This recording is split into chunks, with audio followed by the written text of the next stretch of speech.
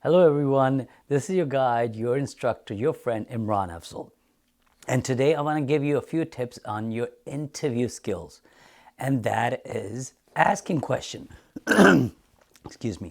So they ask you a ton of questions, right? So at the end, they're going to give you this opportunity is to ask them the question. So just don't sit there and say, no, thank you, I don't have any questions for you. So I wanted to share with you some of the examples that you should and should not ask. Let's talk about some of the things or some of the questions that you should not ask. Some of them are, so, so you think I got the job? No, that's too early. Never ask that question. Whether you're on a phone interview or in-person interview, you should not ask that question or even give them even a small indication of getting a confirmation if you got the job or not. Another example is, do I get paid for the overtime? Well, that's not the right time to ask. You should ask these questions, especially to your HR representative. So when you are having a conversation with your hiring manager or people on the panel who are not or who do not belong to HR, you should not ask that question to them. This question is for the HR people.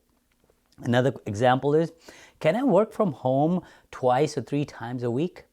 Now, why do you want to ask that question when they don't even have that policy? Unless it's written down in the job description that you would have a flexibility to work from home. So don't ask that. Yes, once you start the job, you get to know your manager well and you develop a good relationship with your manager. Then at that point, you could ask your manager, hey, is it okay if I work from home from 2 days or 3 days? Again, then it depends on your manager if he or she allows you to work from home. Another example, last example I'll give you is do not ask anything about their nationality, their race, their age, or any of the personal question for that matter. Hey, which school did you go to? Where did you grow up? What's your neighborhood? Nothing like that. Now let's talk about the question that you should ask. Number one is, what's the next step in the interview or hiring process? So at the end, when they give you this opportunity, this is one of the best questions that I would also ask. Now this shows that you are eager to know what's the next step and you are interested to know about it and you like the job. So that's perfectly fine. They'll give you the next step is, Imran, that it's going to be another round of interview or you're going to hear from HR or so on. Another example, how would you describe a typical day for me? So let's say if I got the job, how would you tell me or what would be my day-to-day will look like? That's a very good question.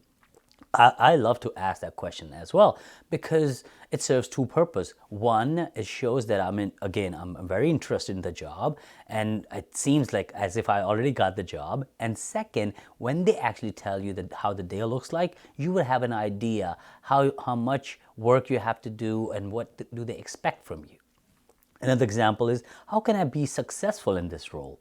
Okay, great question. So they want you to perform certain duties and expect from you to have those roles and job descriptions to be completed. So for that, they have to say or focus on some of the things that really are looking for. So if you ask them this question, they will actually put everything in and summarizes that that's the person we're looking for and that's how you're going to be successful in this job role. Okay, another one. Why the other person left, and what's your attrition rate? That is perfectly fine. Some people don't ask. If you don't want it to ask that, that's okay too. But if you are backfilling for someone, I think you have the right to ask that why that person left, and maybe the person left because of the person doesn't like the environment, or maybe they have to tell you. So at that point, this is gonna go in your favor, whether this company is a really good company for you or not.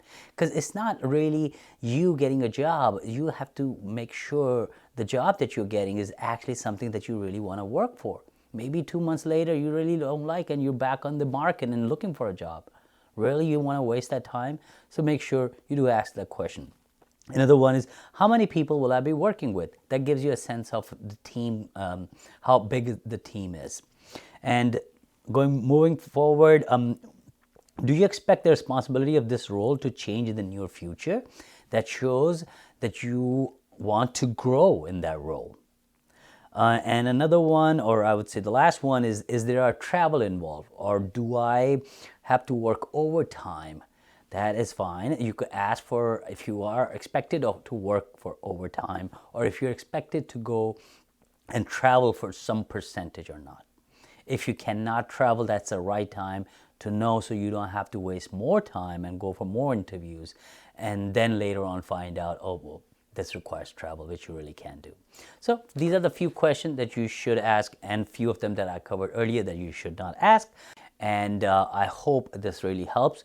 So please don't forget to subscribe to my channel and click on that bell, because every time I upload a video, you will be notified. Good luck.